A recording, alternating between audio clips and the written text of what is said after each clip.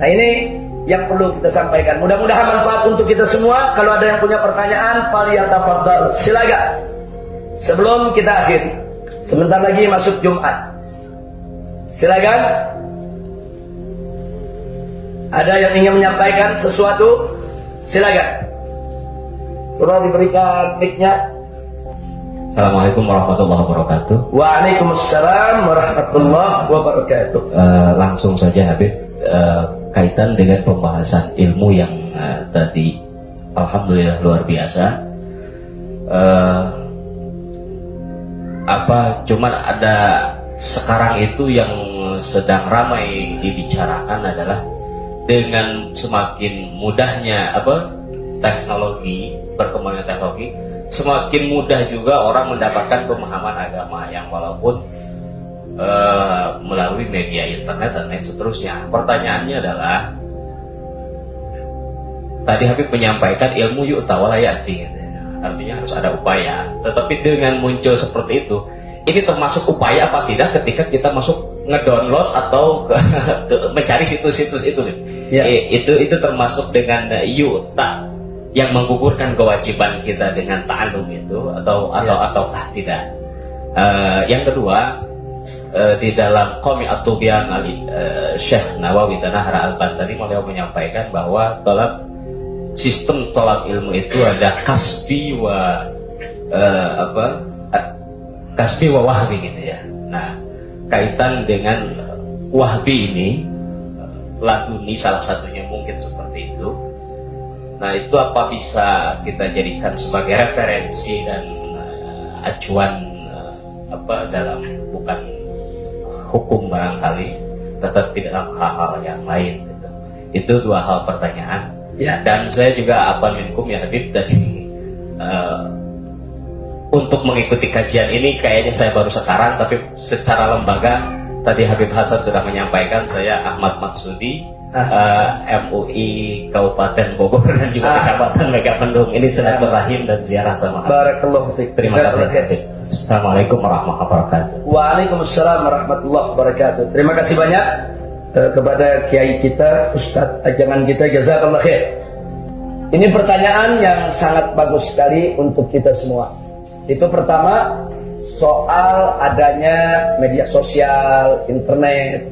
Saya ingin ingatkan kepada semua jamaah, ya, Google, internet, medsos dan lain sebagainya adalah sumber informasi, tapi bukan sumber ilmu.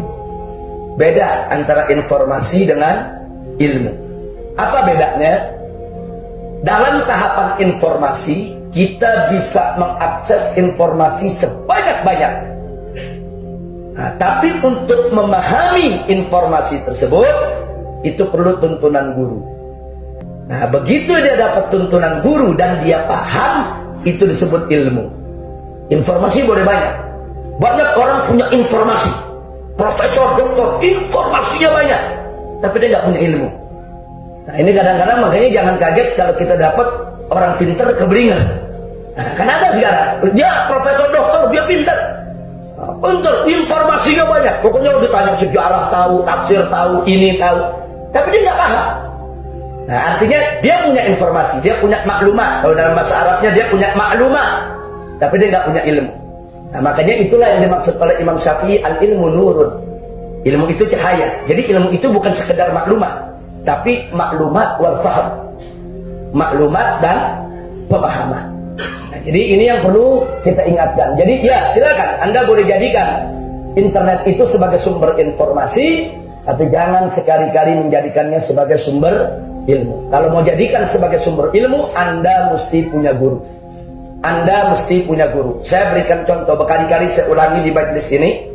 Saya kasih contoh begini. Di dalam memahami sejarah, ada pertikaian terjadi antara Sayyidina Abu Bakar Siddiq dengan Sayyidatuna Fatimah Zahra dalam soal tanah Fadak. Nah, kalau kita mendownload di internet, kemudian keluar artikel tentang Abu Bakar dan Fatimah. Yang nulis orang Wahabi. Dia akan membela Abu Bakar Siddiq habis-habisan dan dia akan hina Fatimah Zahra. Saya dapatkan itu, dia rendahkan. Dia akan katakan, apa Fatimah Zahra kok sok pintar, kok melawan Abu Bakar Siddiq?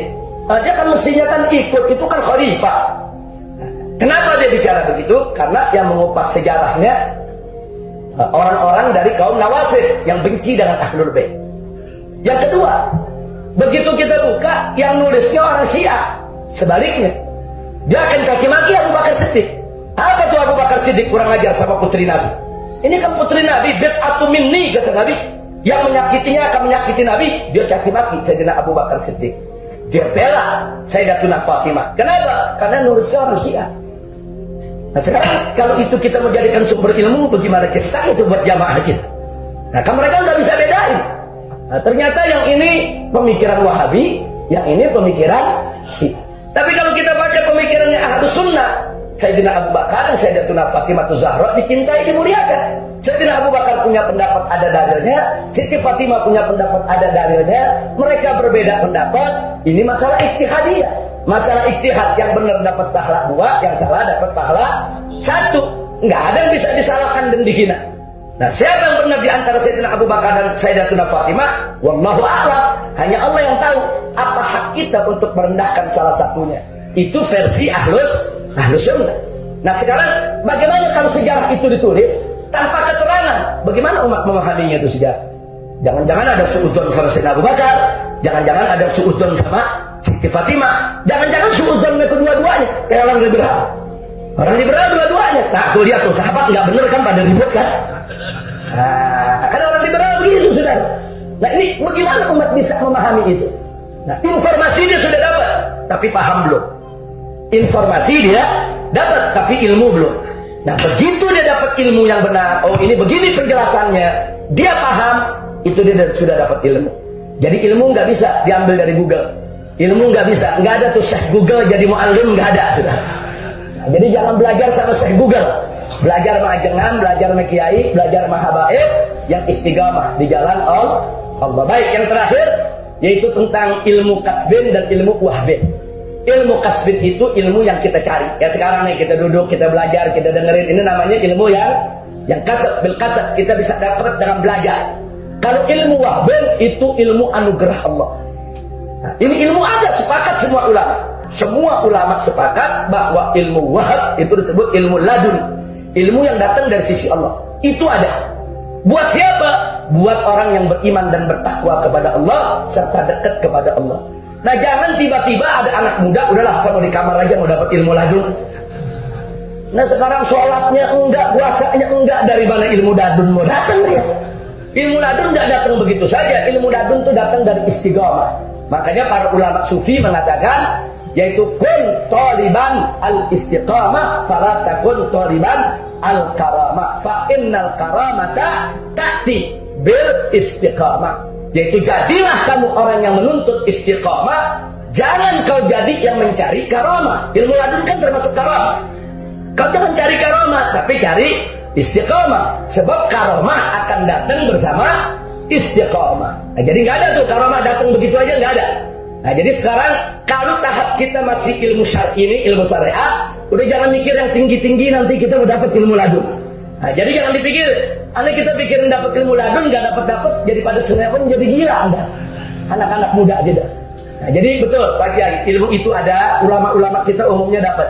Ilmu ladun itu beraneka ragam. Ada dapat ilmu begitu saja, nggak belajar kalau dia bisa. Tapi ada juga ilmu ladun, dia belajar seminggu, paham, orang lain 2 tahun belum paham-paham. Nah, itu termasuk karamah yang Allah berikan. Orang lain setahun nggak paham, dia belajar sehari ngerti.